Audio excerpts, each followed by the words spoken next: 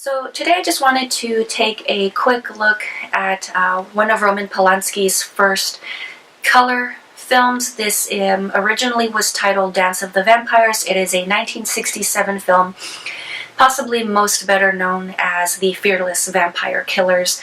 So the original release of the film, from what I gather, was a lot longer. There was a lot more depth and detail for which of course was released under its original title.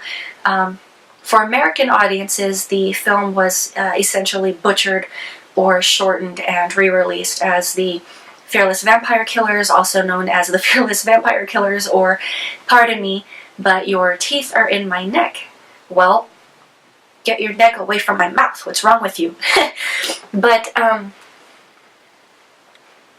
you know, in watching this, the first time I ever watched this, I was in my mid-20s. I found it very funny, very entertaining.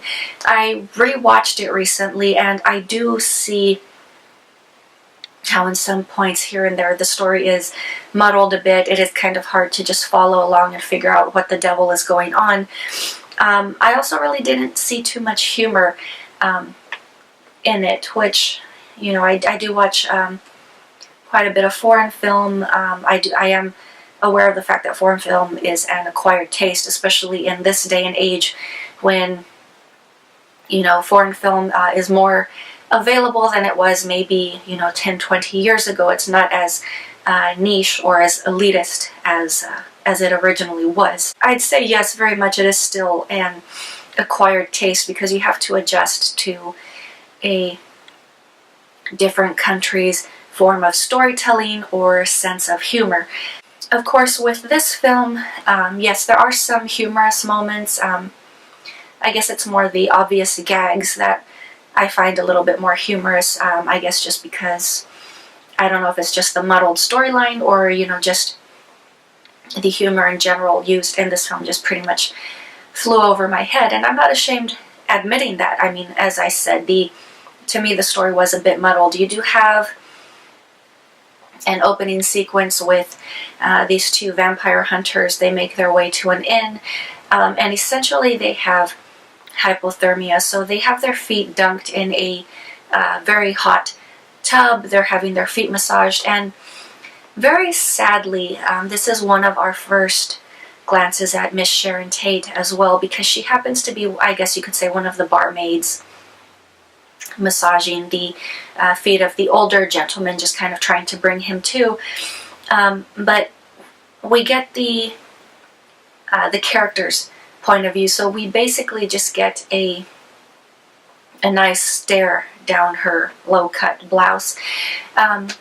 Obviously, Miss Tate, I would like to believe, was a talented actress, but to some degree, for some reason, she was always cast as somewhat of, I guess you could say, one of the politely stated happy-go-lucky roles, you know, one of those bubbly types of women. Of course, obviously, Sharon Tate later went on to marry Roman Polanski, and we know how that story ended, so we do not need to discuss that. But apparently, for some odd reason, Sharon Tate's character has, I believe, returned from school or from university.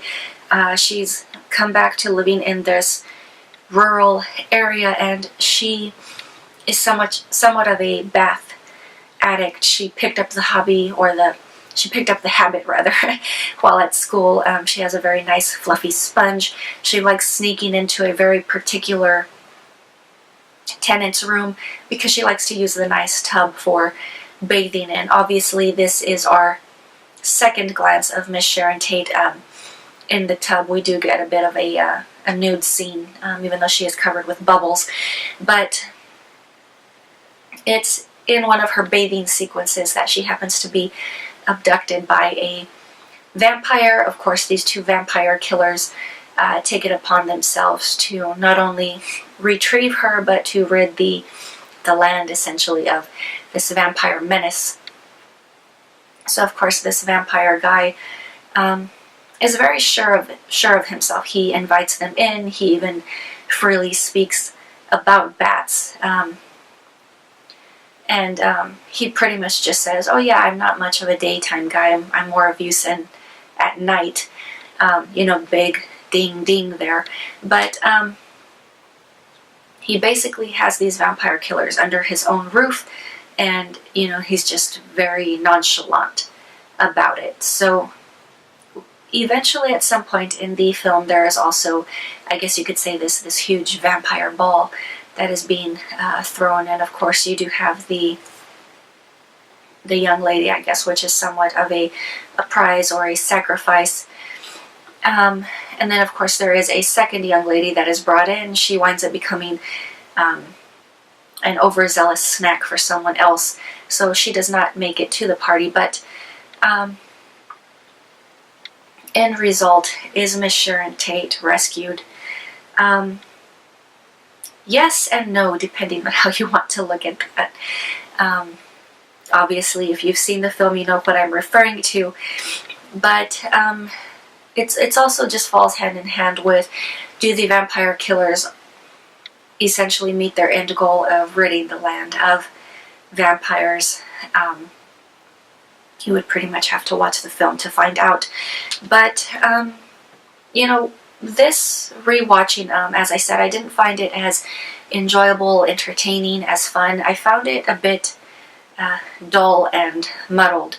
But I don't know, for some reason I just really enjoyed it the first time I watched it.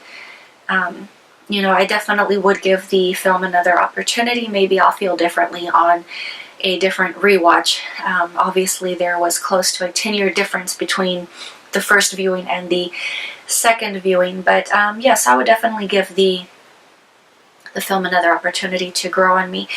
I am aware that the film has somewhat of a cult following. I really cannot understand why, but you know, that's probably just due to the fact that I just really didn't enjoy the film on this second viewing. Obviously, if you are a fan of the film, I would love to share some thoughts with you. Obviously, at least try to understand what the enjoyment in this film is. But that is all I have for you guys today, and I will talk to you later.